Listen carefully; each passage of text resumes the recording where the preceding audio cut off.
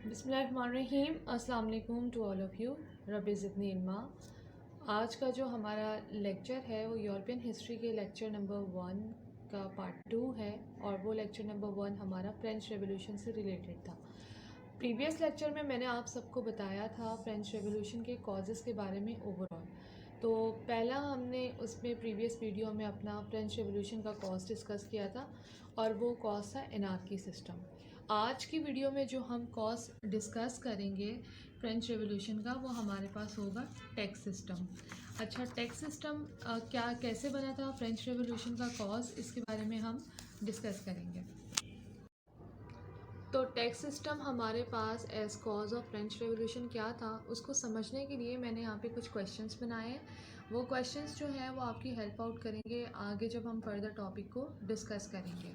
तो question number 1 हमारे पास क्या है, what are the taxes on third state. इसके बाद क्वेश्चन नंबर 2 है, how direct and indirect taxes impact या effect the society. Question number 3 है, what is the taille tax, taille tax क्या था। और क्वेश्चन नंबर 4 है, which state in France exempted from paying taxes. Question number 5, who collect the tax and why the taxes are increase. तो ये हमारे पास जो है वो कुछ क्वेश्चन है जो कि टैक्स सिस्टम से रिलेटेड है। पहले में हमें बताया कि what are the taxes on third state. Third state क्या होती है आगे मैं आपको बताऊंगी। फर्दर अभी तक इतना बता देती हूँ कि 3 तरह की स्टेट्स होती हैं, फर्स्ट सेकंड एंड थर्ड। वो कौन कौन सी होती है हम लेक्चर में डिस्कस करेंगे। सेकंड हमारे पास क्या है कि डायरेक्ट और इनडायरेक्ट टैक्सेस जो है वो कैसे इफेक्ट कर रहे थे सोसाइटी को। तो पहले हम समझेंगे कि डायरेक्ट और इनडायरेक्ट टैक्सेस थे क्या। उसके बाद हमने बताया कि टेली टैक्स क्या होता है। देन हम बताएंगे कि कौन सी ऐसी स्टेट थी फ्रांस में जो कि बड़ी उस जमात थी जिनको टैक्सेस अदा नहीं करने पड़ते थे।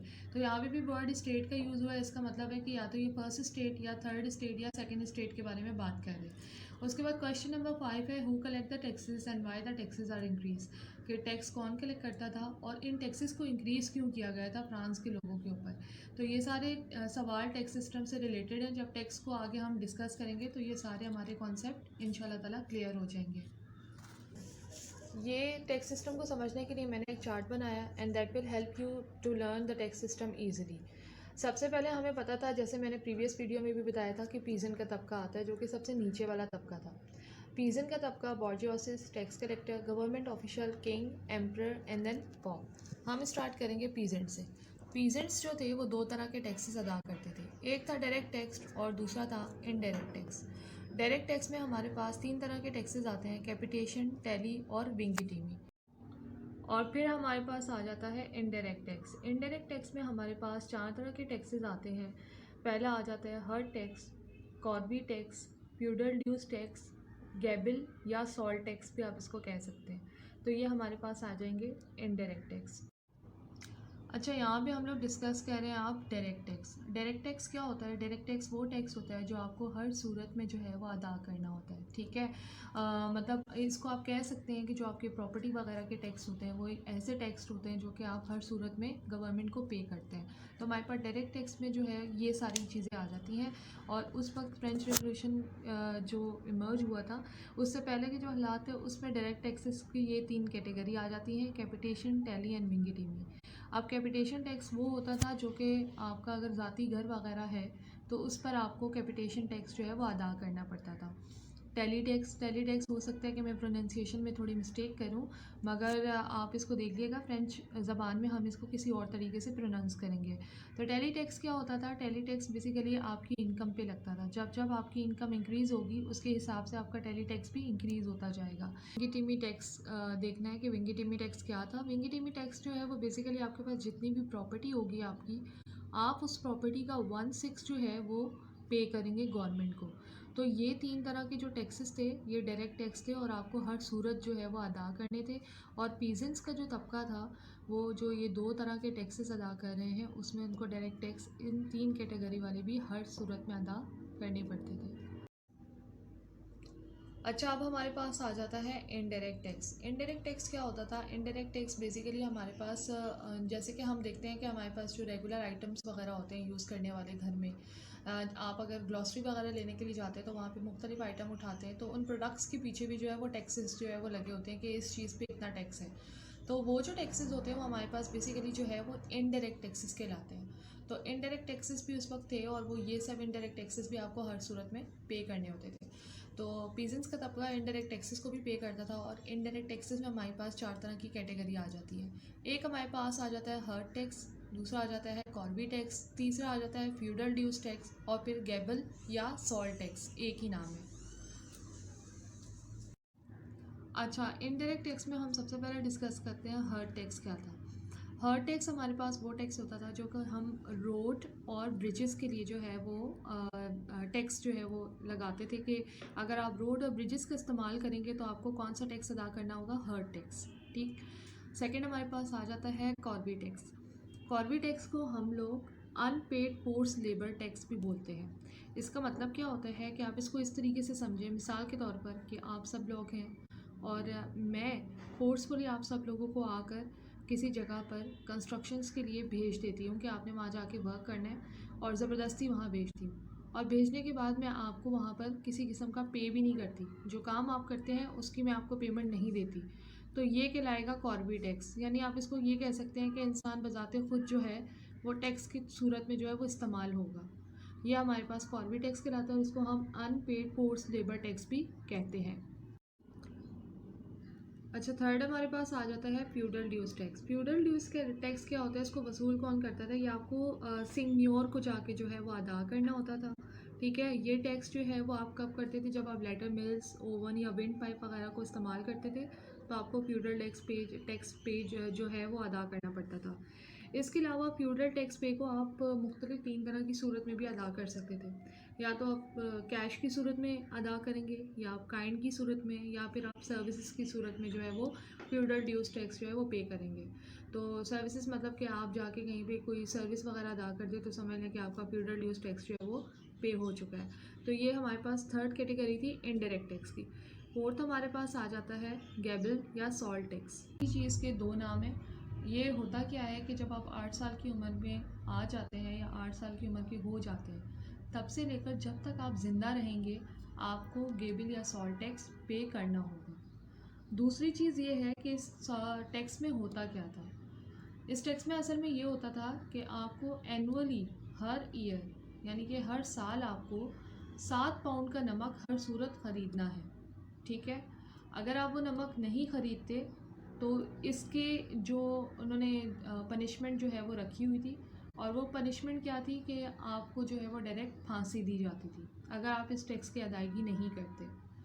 तीसरी चीज़ ये है कि इस टैक्स जो ये जो नमक है आप सिर्फ इसी को इस्तेमाल कर सकते हैं, और इसको इस्तेमाल करने के दौरान में समुद्री नमक इस्तेमाल करने की इजाज़त कतई तौर पर नहीं थी। और उसकी वजह ये है कि ये जो टैक्सेस वसूल किए जाते थे पीजेंट से, यानी कि गैबल और सॉल्ट टैक्स जो पीजेंट्स के तबके से वसूल किए जाते थे, ये टैक्स इसकी सज़ा इतनी सख्त इन्होंने इस वजह से रखी थी क्योंकि ये जो सारा टैक्स वसूल करके जो ग्रेटर नोबेलिटी के तबके के लोग थे, सही है, जो कि ग्रेटर नोबेलिटी में ऑफिशियल्स लेवल पर भी आते थे, उनकी सैलरी जो है वो अदा की जाती थी इस टैक्स को वसूल करने के बाद। यही एक मेन वजह है कि जिसकी वजह से इस टैक्स की जो अदायगी है वो ना करने पर उन्होंने डायरेक्ट सज़ा फांसी रखी थी, यानी सज़ाए मौत रखी थी। तो ये हमारे पास थे इनडायरेक्ट टैक्सेस जो कि 4 तरह के थे। तो ये हमारे पास थे डायरेक्ट और इनडायरेक्ट टैक्सेस जिनको हमने स्टडी किया, और इनको स्टडी करने के बाद हमें अच्छे से अंदाज़ा होगा कि वाकई में फ्रेंच रेवोल्यूशन जिस तरीके से इमर्ज हुआ उसमें ये मेजर कॉज कैसे बने। क्यों, देखें, आप देख सकते हैं कि अगर एक टैक्स जो है जैसे सॉल्ट टैक्स है, उसमें अगर उसकी अदायगी नहीं होती और आपने पनिशमेंट इतनी सख्त रखी है कि डायरेक्ट आपको फांसी की सज़ा दे दी जाएगी, तो अंदाज़ा लगा लें कि लोग किस कदर जो थे वो परेशान हाल थे। और इसी तरीके से कॉर्बी टैक्स लेने के अगर आप ज़बरदस्ती किसी को कहीं पे भेज रहे हैं और उनसे काम ले रहे हैं और उस सूरत में आप उनको कुछ पे भी नहीं कर रहे, तो लोग तो हर तरीके से जो है वो पिस रहे हैं। तो ये सारे डायरेक्ट और इनडायरेक्ट टैक्सेस पढ़ने के बाद हमें ये अच्छे से अंदाज़ा हो जाता है कि किस कदर जो है वो उस वक्त के लोग परेशान थे और कैसे जो था वो टैक्स सिस्टम जो था वो कॉज बना फ्रेंच रेवोल्यूशन के इमर्ज होने का। अच्छा, एक और चीज़ जो मैं बताती चलूँ, टेली टैक्स, जिसके बारे में मैंने बताया भी था कि टेली टैक्स जो है ना वो एक इम्पॉर्टेंट टैक्स भी कंसिडर किया जाता है। क्यों किया जाता है, क्योंकि देखें टेली टैक्स मैंने आपको बताया कि जैसे जैसे आपकी इनकम इंक्रीज़ होगी उसी तरीके से ये जो टेली टैक्स है ये इंक्रीज़ होता जाएगा। तो इस टैली टैक्स के इंक्रीज़ होने की वजह से होता क्या था कि एक इफ़ेक्ट जो था वो ये था कि जैसे लोग जो है वो किसी किस्म की जिद्दत नहीं कर पा रहे थे अपनी काश्तकारी में। टैली टैक्स की वजह से एग्रीकल्चर का जो डिपार्टमेंट था वो बहुत ज़्यादा मुतासिर हुआ था। क्यों? क्योंकि किसी तरीके की तरक्की वो कर ही नहीं पा रहे थे। अगर थोड़ी सी वो तरक्की हासिल करते हैं तो उसके साथ आपका टैली टैक्स जो है वो आपकी इनकम पे इंक्रीज़ हो जाता है, जिसकी वजह से ना ही किसी किस्म की प्रोग्रेस आती है और ना ही वो एग्रीकल्चर के डिपार्टमेंट में कोई प्रोग्रेस कर पाते हैं, बल्कि मज़ीद दबते चले जाते हैं इस टैक्स के इंक्रीज़ होने की वजह से। आप हर टैक्स को भी देख सकते हैं। अब जैसे कि आप हर टैक्स भी देख सकते हैं कि हर टैक्स भी जो है वो इतना मतलब अजीब किस्म का टैक्स था कि अगर आप रोड्स या ब्रिजेस, जो कि एक बेसिक चीज़ होती है जो कि कोई भी गवर्नमेंट अपने स्टेट के लोगों को प्रोवाइड करती है आसानी के लिए, तिजारत के लिए, मुख्तलिफ़ कामों के लिए, अगर आप रोड और ब्रिजेस का इस्तेमाल भी कर रहे हैं तो उस सूरत में भी आपको क्या अदा करना है? टैक्स अदा करना है। तो अंदाज़ा लगाएं कि उस वक्त का सिस्टम जो है वो किस तरह अजीब सिस्टम बना हुआ था और लोग किस कदर जो है वो टैक्सेस के सिस्टम की वजह से पिसे हुए थे। तो ये सारी चीज़ें जो हैं वो देख के हमें अंदाज़ा होता है कि टैक्स सिस्टम जो है वो कैसे इमर्ज मतलब कॉज बना था फ्रेंच रेवोल्यूशन के इमर्ज होने का। अच्छा, अब हम आ जाते हैं बॉर्जियोसिस और नोबिलिटी की तरफ। बॉर्जियोसिस और नोबिलिटी, पहले तो आप समझ लें कि बॉर्जियोसिस वाले जो थे वो दो तरह का टैक्स अदा करते थे। एक था कैपिटेशन टैक्स और दूसरा था विंगिडिमी टैक्स, जिनका मैं डायरेक्ट टैक्सेस में ज़िक्र कर चुकी हूँ कि ये क्या थे। बॉर्जियोसिस का तबका भी ये दोनों तरह के टैक्स अदा करता था। यहाँ पे मैंने नोबिलिटी को भी मेंशन किया हुआ है और इधर मैंने ये लाइन लिखी है, clergy and nobility gain wide expand. इसका मतलब ये था कि जो नोबिलिटी और क्लर्की के जो लोग थे उनको स्पेशल किस्म की जो है ना वो रियायत मिली हुई थी। वो लोग रियायत क्या थी कि जैसे अगर क्लर्की और नोबिलिटी के तबके को टैक्स कोई अदा करना है तो उस टैक्स का 8 गुना बढ़ा कर जो है वो पीजेंट्स का तबका जो है वो टैक्स अदा करता था। तो आप इससे अंदाज़ा लगाएं कि कितनी सहूलत जो थी वो क्लर्की और नोबिलिटी के तबके को हासिल थी उस वक्त।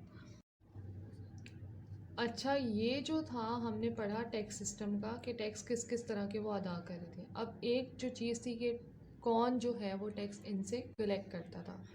होता ये था कि एक टैक्स कलेक्टर था जो कि तमाम तरह के टैक्स जो है वो वसूल करता था। वो टैक्स कलेक्टर होता कौन था? पीजेंट्स का जो तबका है उन्हीं में से उनके नेबर्स होते थे।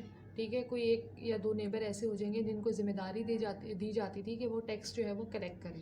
वो तमाम पीजेंट्स के लोगों से जो है वो टैक्स कलेक्ट करने के बाद, यानी कि वो टैक्स कलेक्टर का समझने के एक तरीके से उनका नाम दिया जाता था। वो तमाम लोगों से टैक्स कलेक्ट करने के बाद गवर्नमेंट ऑफिशल्स को जाके वो टैक्स दे देते थे। गवर्नमेंट ऑफिशियल वो टैक्स वसूल करने के बाद किंग को जाके वो टैक्स देते थे और किंग वो टैक्स वसूल करने के बाद एम्प्रर को जाके वो टैक्स अदा करते थे और एम्प्रर वो तमाम टैक्सेस अदा करता था किसको जाकर? पॉप को।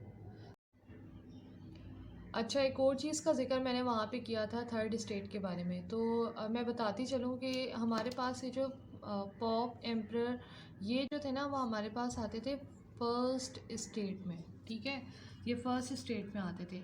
सेकंड में हमारे पास किंग और गवर्नमेंट ऑफिशियल्स आ जाते थे। थर्ड में हमारे पास ये पीजेंट्स और बॉर्जियोसिस का तबका आ जाता था। ठीक है, तो हम समझ सकते हैं कि हमारे पास जो है ये जो तीन कैटेगरी आ रही थी स्टेट्स वाली, ये क्या थी कि सबसे ऊपर जो है वो ऐशो इशरत में रहने वाले लोग, बहुत सहूलत में रहने वाले लोग। सेकंड, वो भी ऐशो इशरत में ही थे, आप उसको किंग के वर्साइल्स का भी एरिया कह सकते हैं। और थर्ड जो था वो बॉर्जियोसिस और पीजेंट्स आ जाते हैं। तो ये तीन तरह की कैटेगरी थी और थर्ड स्टेट वाले लोग जो थे वो सबसे ज़्यादा पिसते थे और सबसे ज़्यादा टैक्स जो अदा करते थे वो भी थर्ड स्टेट वाले थे। और हाँ, एक और चीज़ मैंने वहाँ पूछी थी कि बरी उज़्ज़मा कौन थे। तो बरी उज़्ज़मा डेफिनेटली जो थे वो फर्स्ट स्टेट के और सेकंड स्टेट। और हाँ, एक और चीज़ मैंने वहाँ पे पूछी थी कि कौन सा ऐसा तबका था जो कि बरी उज़्ज़मा था जिनको टैक्सेस पे नहीं करने पड़ते थे। तो डेफिनेटली वो फर्स्ट स्टेट और सेकंड स्टेट का तबका था जो कि बरी उज़्ज़मा था, उनको किसी किस्म की टैक्सेस की अदायगी नहीं करनी पड़ती थी। तो आप पूरा ये जो टैक्स सिस्टम है इसको देखने के बाद अंदाज़ा कर सकते हैं कि किस कदर जो है वो गरीब तबका पिसा हुआ था और टैक्स सिस्टम कितने ज़्यादा जो है वो टैक्सेस इन पे लगाए गए थे और हमेशा जो है वो गरीब को ही टैक्स देना पड़ता था और गवर्नमेंट तो ऐश इशरत करती थी। तो ये तमाम वजूहात थी जो कि टैक्स सिस्टम जो है वो वजह बनी थी फ्रेंच रेवोल्यूशन के इमर्ज होने की।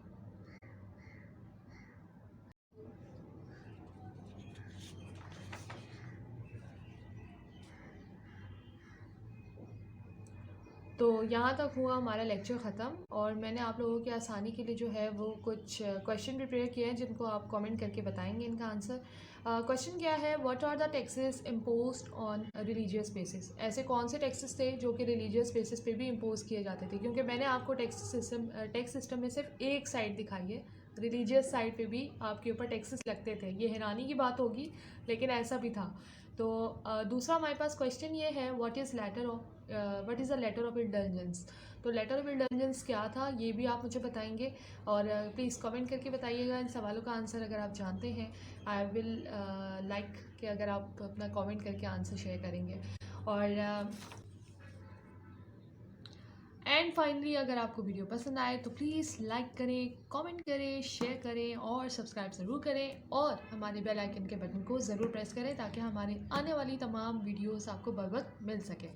तो प्लीज़ सब्सक्राइब करें हमारा channel study Tricon with the team Blastic, और नेक्स्ट वीडियो का प्लीज़ वेट कीजिएगा, और कमेंट करके हमें ज़रूर बताइएगा कि आपको नेक्स्ट कोर्स जो हमने सेकंड कोर्स जो डिस्क्राइब किया इस वीडियो में वो आपको कैसा लगा। Thank you so much for watching this video.